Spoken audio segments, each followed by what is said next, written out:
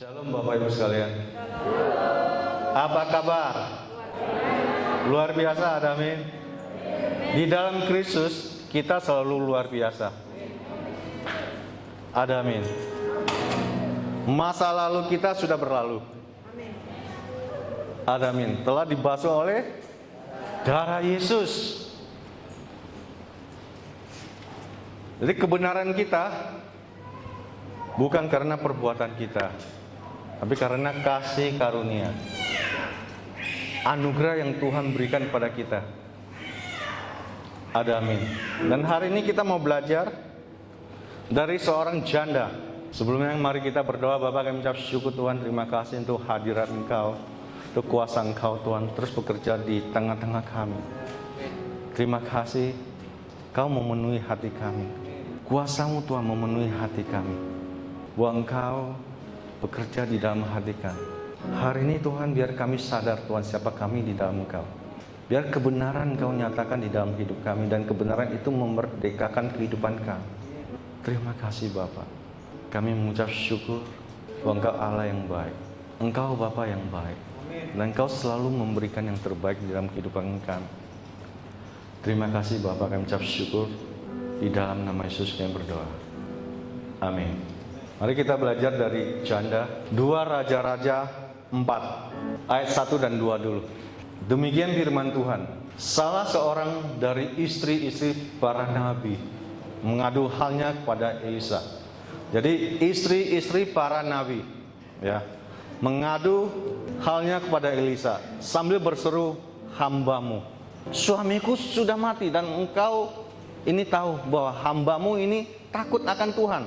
Tetapi sekarang penagih hutang sudah datang untuk mengambil kedua anakku menjadi budaknya." Jawab Elisa kepadanya, "Apakah yang dapat ku perbuat bagimu? Beritahukanlah kepadaku apa yang kau punya di rumah." Berkatalah perempuan itu, "Hambamu ini tidak punya sesuatu apapun di rumah, kecuali sebuah buli-buli berisi minyak." Jadi penagih hutang telah datang untuk mengambil anak-anak mereka untuk dijadikan budak. Betul? Ini yang ngomong ini istri para nabi. Kalau nabi di zaman itu orang yang diurapi, orang yang luar biasa. Setuju nggak? Tetapi kenapa ada masalah dengan istrinya setelah suaminya meninggal? Penagih hutang telah datang ingin mengambil anaknya dijadikan budak. Loh, kok bisa begitu? Tapi itu faktanya. Jadi dia berseru kepada Elisa, saya ini takut akan Tuhan. Kami ini takut akan Tuhan." Memang sebagai orang percaya kita harus takut akan Tuhan. Amin. Tapi ketika kita mengerti kebenaran akan memerdekakan kita. Kebenarnya sendiri tidak bisa memerdekakan kita sampai kita mengerti.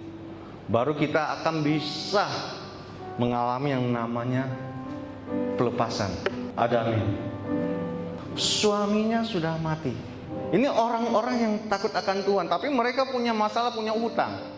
Mereka minta tolong sama hamba Tuhan. Elisa bertanya kepada dia, "Apa yang bisa ku perbuat bagimu? Kamu punya apa di rumahmu?"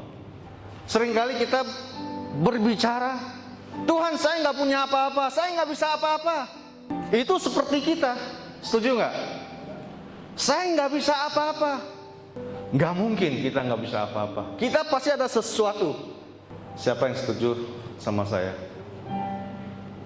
Nggak banyak yang setuju dengan saya. Itu masalahnya. Nggak ada yang percaya bahwa Tuhan memberikan kita sesuatu. Ketika engkau tidak percaya, engkau punya sesuatu yang luar biasa yang Tuhan berikan, engkau tidak bisa mengalami kemenangan. Engkau akan hidup dalam kekalahan. Saudaraku, Yesus telah mati buat kita. Masa lalu kita telah berlalu. Seharusnya kita sebagai orang percaya, kita hidup di dalam kehidupan yang baru, di dalam pengertian yang baru. Amin. Tetapi ketika saya tanya siapa yang percaya, tidak semua orang percaya itu. Ini masalahnya. Ini masalah yang sesungguhnya. Percayakah saudara bahwa Yesus telah mati buat saudara? Bahwa Yesus telah membenarkan saudara. Ini penting. Ini identitas kita, siapa kita di dalam Dia. Inilah yang akan membuat hidup kita bisa berjalan dengan kasih karunia Tuhan, dengan anugerah Tuhan, kita bisa berdiri tegak di dalam kebenaran. Seberapa kita percaya, itulah yang akan kita peroleh.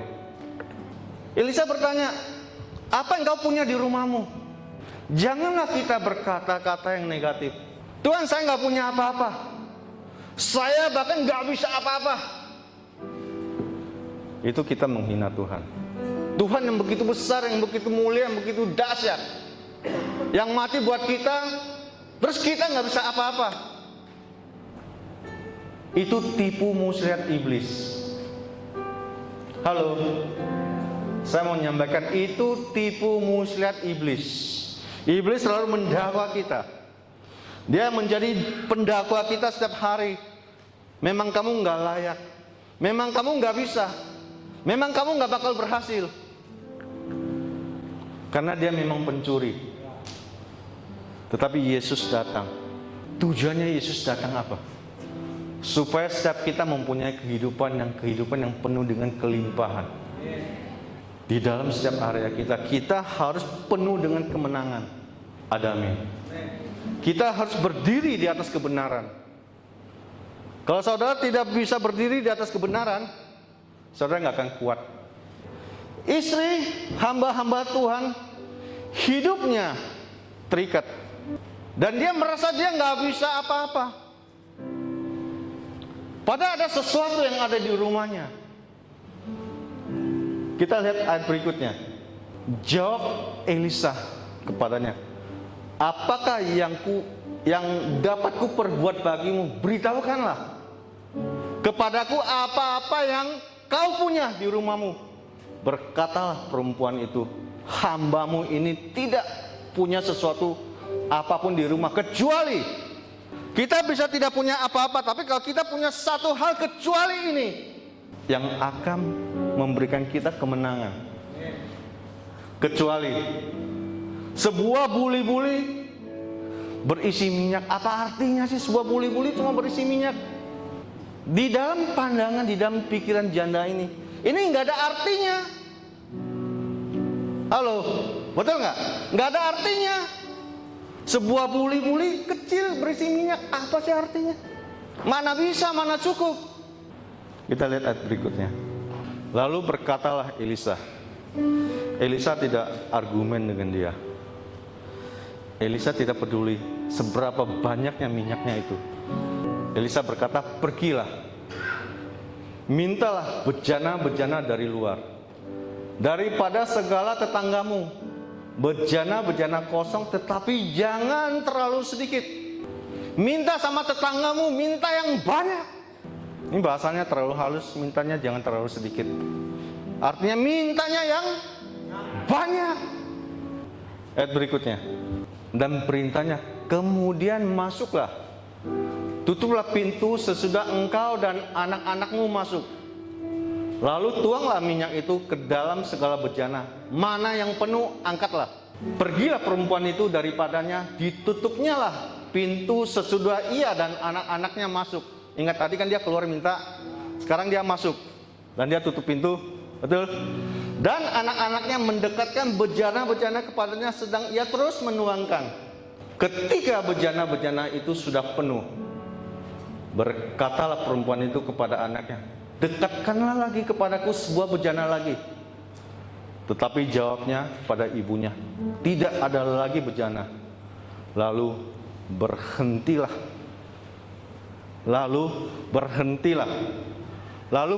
minyak itu mengalir. Ayat 3 kembali. Perintah Elisa adalah pergi. Karena Elisa tahu janda ini tidak punya bejana di dalam rumahnya. Maka Elisa suruh dia minta sama tetangganya, mintanya yang banyak. Saudaraku, bejana itu adalah hati kita. Dan perintahnya jelas, pergi dan minta sama tetanggamu, minta yang banyak. Kalau janda ini tidak ada hubungan baik dengan tetangganya, siapa yang mau ngasih bejananya? Betul nggak? Kalau janda ini tidak punya hubungan yang benar, yang baik dengan tetangganya, dia tidak akan dapat bejananya. Siapa yang mau ngasih? Bejana ini melambangkan hati kita. Seberapa kita punya hubungan, seberapa kita punya hati dengan orang-orang yang di sekeliling kita, seberapa besar hati kita dengan orang-orang yang di sekeliling kita, itu sangat menentukan kehidupan kita. Setelah dia pergi dan minta dan kembali, pertama kuncinya ketika kita ingin mendapatkan berkat, kita harus taat. Perintah pergi, pergi. Halo. Pergi, minta bejana sama tetanggamu, minta yang banyak. Pergi, pergi. Tanpa bejana, minyak itu tidak bisa mengalir. Maka disuruh pergi, minta yang banyak. Yang kedua, setelah kamu minta dan masuk kembali ke rumah, tutup pintumu. Kenapa sih harus tutup pintu? Dalam hidup kita, kita kadang-kadang harus menutup kuping kita terhadap hal-hal yang tidak enak, terhadap kata-kata yang negatif, kepada gosip yang tidak membangun, yang menghakimi, yang menyalahkan. Tutup. Kalau dalam hidup kita sering dengar hal-hal yang seperti itu, kita akan kehilangan berkat. Damai sejahtera, sukacita kita akan hilang. Yang ada hanya kekecewaan. Halo. Ada amin. Tutup. Kalau orang ngomongin sesuatu yang negatif, suruh stop. Stop. Oke? Benar nggak? Ngomongin yang negatif sama orang lain suruh stop. Artinya nggak usah dilanjutin lagi. Jangan, oh ya, terus apa lagi? Oh gitu ya? Iya, memang begitu orangnya. Saudara tertipu sama iblis yang ingin menghancurkan hidupmu. Kenapa? Kamu menampung orang yang kecewa. Kamu terbawa kecewa toh? Jadi kuncinya stop. Tutup pintunya. Kalau ingin melihat mujizat itu tutup pintunya. Tutup kuping kita. Orang ngomongin jelek, stop. Jadi hal-hal virus-virus yang negatif tidak akan berkuasa dalam hidup kita.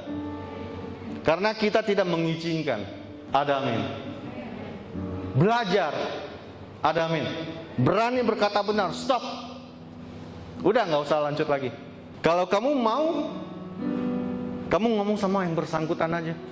Saya nggak mau dengar. Berani nggak kita? Halo. Beranikah kita?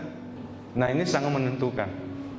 Kenapa bangsa Israel waktu mengelilingi Yeriko untuk meruntuhkan temboknya, dia harus suruh diem. Diem, jangan ngomong apa-apa, diem. Nanti kalau sudah waktunya, kalau aku suruh ngomong, ada perintah itu kamu baru berteriak, bersorak. Betul nggak? Kita harus diem. Jangan ngomongin hal-hal yang negatif. Belajar ngomong yang baik.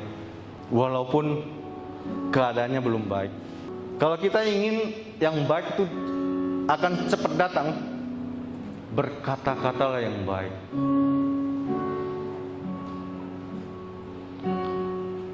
Bisnis kita ingin lancar, berkata-katalah yang baik.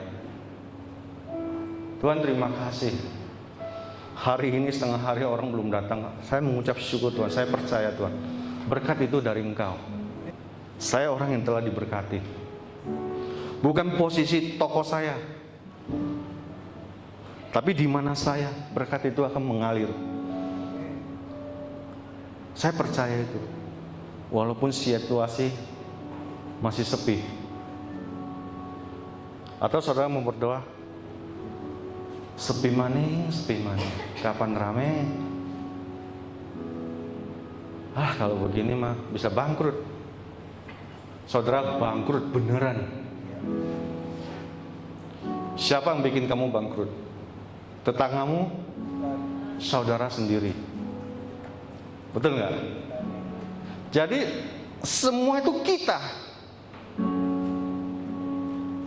Ayat berikutnya, tutuplah pintu sesudah ia masuk dan anak-anaknya masuk. Mulai mujizat terjadi. Dan anak-anaknya mendekatkan bejana kepadanya, sedang ia terus menuang. Ketika bejana-bejana itu sudah penuh, berkata perempuan itu kepada anaknya, dekatkanlah kepadaku sebuah bejana lagi. Dan ternyata jawabannya adalah kepada ibunya, tidak ada lagi bejana, sudah habis. Lalu berhentilah minyak itu mengalir. Hati kita adalah bejana yang akan menentukan berkat kita. Pertama, ketika kita taat, kita akan melihat, wah, mujizat itu sedang datang, walaupun belum nyampe. Ketika janda ini pergi ke tetangganya dan dia minta bejana itu, tidak ada mujizat terjadi, belum ada terjadi, sampai dia mendapatkan, dia taat, dan dia taat apa yang diperintahkannya. Lalu diperintahkan, kalau kamu pulang ke rumahmu, kamu kunci, pintunya ditutup. Itu artinya kita harus menutup hal-hal yang negatif, supaya mujizat ini bisa terjadi, supaya kita bisa diberkati. Ada amin. Dan yang ketiga, bejana ini harus didekatkan kepada minyak itu. Minyak adalah lambang dari Roh Kudus. Ketika hati kita dekatkan kepada Tuhan, maka kuasa itu akan bekerja. Dan secara otomatis mujizat itu akan mengalir dengan sendirinya. Karena kita mendekatkan diri. Bejana ini harus mendekatkan. Betul? Dekatkan kepada minyak itu. Seberapa besar hati kita, itulah yang menampung. Seberapa besar hati kita, seberapa bejana, seberapa banyak, sampai penuh. Alkitab katakan, kalau kita lapangkan hati kita lebarkan hati kita akan melihat dan kita akan menerima banyak hal-hal yang baik terjadi dalam hidup kita. Ada amin. Dekatkan hati kita kepada Tuhan, maka minyak itu akan terus mengalir.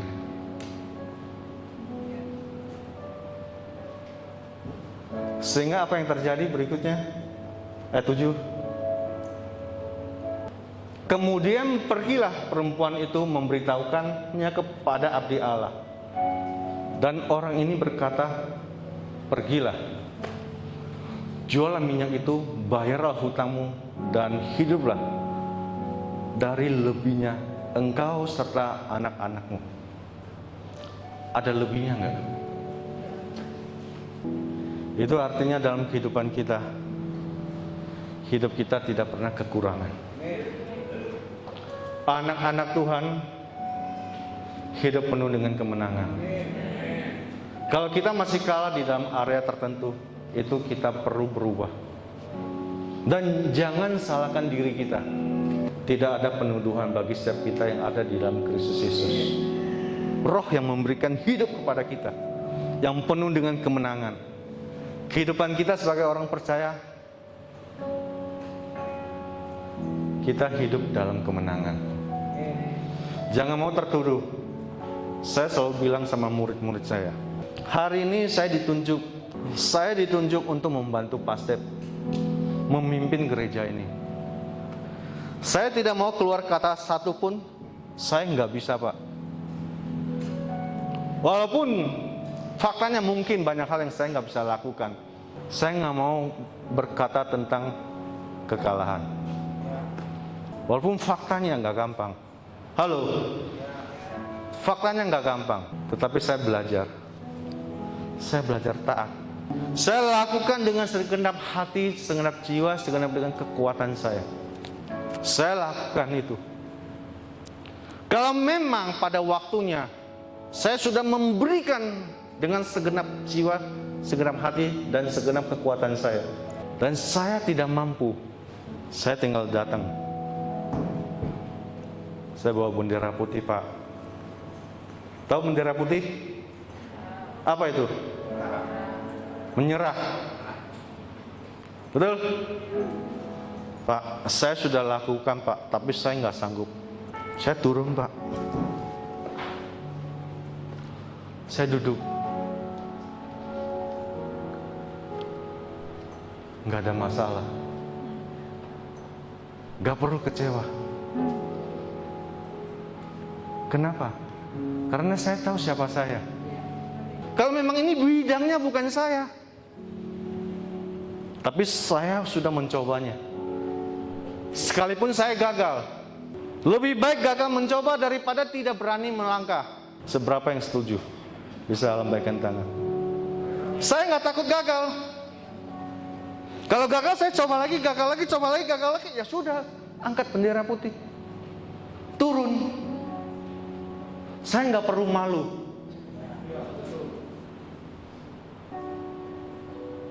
Saya nggak perlu marah. Saya nggak perlu kecewa. Saya nggak perlu nyalain Pak Sep. Bapak sih udah tahu saya nggak mampu, masih suruh-suruh aja. Saya nggak perlu takut. Ada nih. Saya tetap enjoy. Saya ketemu Merdi, saya enjoy aja.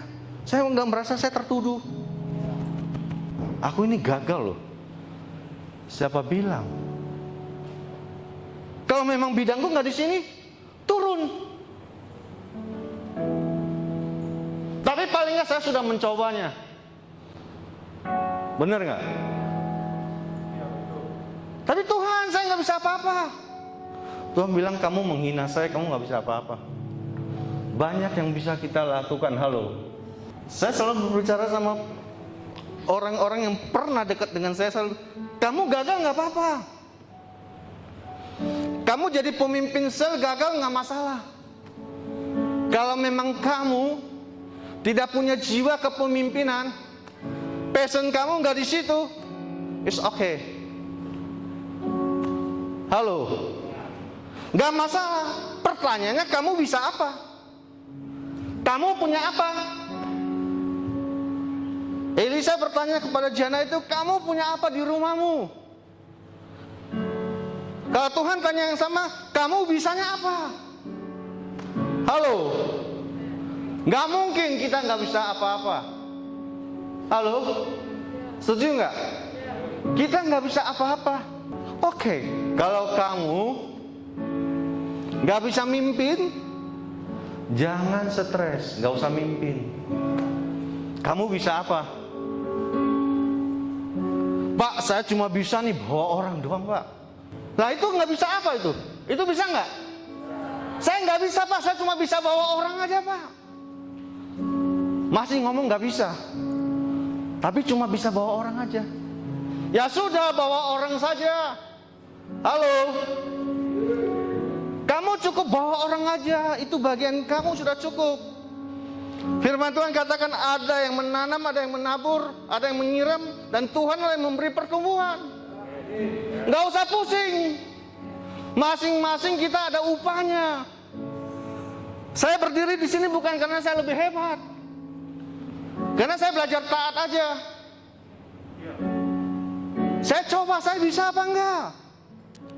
Kalau saya nggak bisa, saya turun. Halo. Terus saya bisanya apa? Kalau saya dipanggil sebagai penginjil, saya tetap akan menginjil.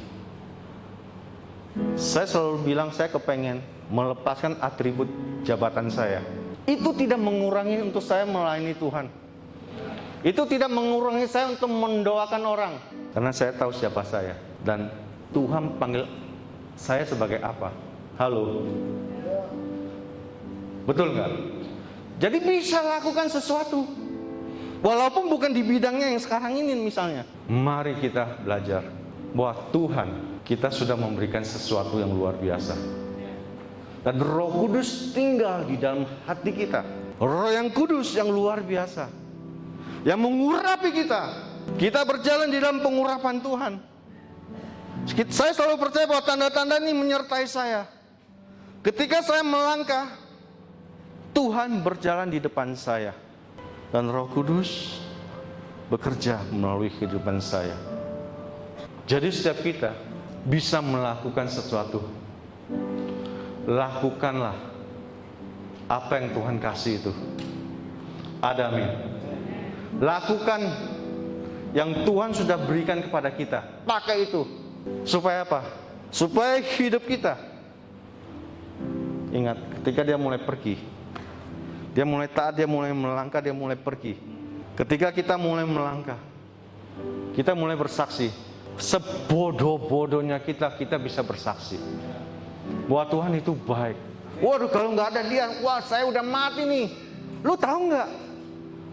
Wah, hampir mati. Kenapa sih lu pindah-pindah gereja, pindah-pindah agama? Gua hampir mati. Kalau nggak Yesus baik selamatin aku, hari ini aku udah tewas. Hari ini aku hidup.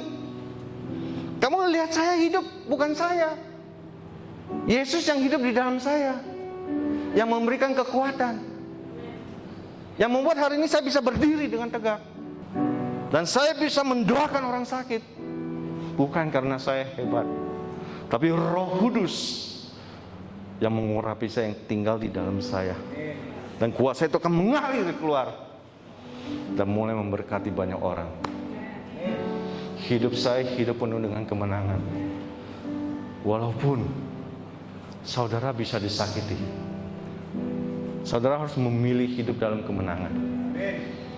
Ada amin. Tutup setiap hal-hal yang negatif. Jangan dengarkan yang negatif. Melihat kebaikan Tuhan, bahwa Yesus baik, Bapa di surga itu baik. Orang-orang di sekeliling saya tidak baik, gak masalah. Saya hidup, saya percaya apa yang Tuhan katakan tentang siapa saya, bukan tetangga saya. Ketaatan kita lah yang membuat hati kita semakin lembut. Ketika kita mulai taat sama Tuhan, hati kita semakin lembut.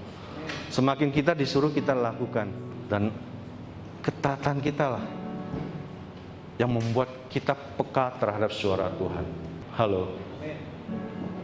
Saya selalu rindu ingin melatih orang. Saya tidak tertarik dengan jadi ketua, jadi pemimpin sel. Saya melatih orang untuk menjadi pemimpin sel. Saya tidak butuh pengakuan orang banyak. Saya cukup melatih orang mau berjalan bersama saya. Dan saya serahkan tanggung jawabnya kepada dia. Dan memang fakta, kita merasa kita nggak bisa apa-apa. Setuju nggak? Itu manusiawi. Tapi hari ini kabar baiknya adalah kita adalah orang yang luar biasa. Kita bukan orang yang biasa-biasa. Ketika engkau merasakan engkau nggak mampu, nggak apa-apa. Roh Kudus menyertai kita. Kamu dilatih, kamu dipersiapkan. Lakukan itu aja, nggak apa-apa, cukup. Kalau tidak berhasil, jangan malu. Saya selalu bilang, kalau engkau berhasil, jangan malu. Kalau engkau diturunkan, jangan malu. Karena ketika engkau diangkat juga engkau hanya dipercayakan tanggung jawabnya. Halo, jangan malu. Tapi kan saya nggak bisa apa-apa, nggak apa-apa. Saya juga nggak bisa apa-apa kok. Tapi pengalaman kita berjalan bersama dengan Tuhan, Roh Kudus sendiri akan mengajarkan kita setiap hari. Dia memampukan kita untuk melakukan hal-hal yang besar. Dan saya bersukacita, semalam saya terima kesaksian di sel yang baru yang kami rintis dan sudah dijadikan sel tetap. Kemarin Ripka dan Mekardo melayani 2 orang terima Yesus. Mana angkatan promotnya? Mana suaranya? Setiap kita bisa. Ada amin. Setiap kita bisa. Jangan bilang saya nggak bisa apa-apa. Dan saya selalu percaya, kamu tuh bisa. Saya selalu menguatkan identitasnya, kamu tuh bisa. Walaupun sedikit. Ikut Tuhan nggak perlu banyak. Mengerti sedikit, bisa sedikit cukup. Minyak sedikit cukup. Berikutnya Tuhan yang akan tambahkan. Ada amin. Tuhan yang akan tambahkan, Tuhan yang akan memperlengkapi kita. Tiba-tiba katanya, Mengkardo bisa nubuat. Wow, sesuatu belum pernah saya dengar. Halo, sesuatu yang belum pernah saya dengar. Kenapa saya nggak pernah dengar? Karena tidak melayani. Tapi ketika dia mulai melayani, saya baru dengar. Halo, saya baru dengar orang yang dinubuatin, orang yang dijamah Tuhan, dan setelah didoakannya selesai, masih mengalami hadirat Tuhan dan nangis-nangis saja. Ini adalah kabar baik, bahwa Roh Kudus sendiri akan bekerja. Kita merasa memang kita nggak mampu. Emang siapa kita? Memang kita nggak bisa apa-apa. Tapi kalau Roh Kudus tinggal di dalam kita sanggup melakukan perkara yang besar. Hal-hal yang ajaib yang Tuhan akan lakukan bagi kita. Pegang itu dan lakukan. Saya begitu bergairah dengarnya. Sudah lama saya nggak dengar. Dan inilah kebangkitan. Anak-anak promot mulai bangkit. Halo, mana promotnya, mana suaranya? Mulai bangkit. Bahwa kamu bisa. Bahwa kamu bisa, bahwa Tuhan mengurapi engkau. Percaya itu. Percaya. Pergi dan lakukan.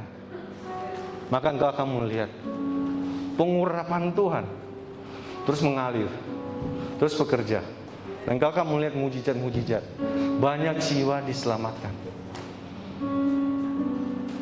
Ketika kita melayani orang lain, orang mengalami kesembuhan, kita mengalami juga kesembuhan. Orang dipulihkan, hati kita juga dipulihkan. Betul nggak? Mari belajar, dekatkan diri kita, hati kita kepada Tuhan. Jangan semakin menjauh. Orang di sekeliling kita bisa mengecewakan kita, tapi Tuhan kita adalah Tuhan yang setia. Dia sudah mati buat kita. Dia sudah melakukan segalanya bagi kita. Bangkit dan menjadi teranglah. Terang itu sudah datang di tengah-tengah kita. Dan kegelapan tidak menguasai kita. Ketika kita datang di tempat yang gelap, terjadilah terang. Terjadilah penuaian jiwa-jiwa. Ketika kita mulai pergi, tanda-tanda ini mulai bekerja. Dan kita akan melihat lawatan Tuhan. Ada. Seberapa kita rindu, seberapa kita mendekatkan hati kita kepada Tuhan, seberapa kita berseru kepada Tuhan, maka Tuhan akan menjawab apa yang kau butuhkan, apa yang kau rindukan.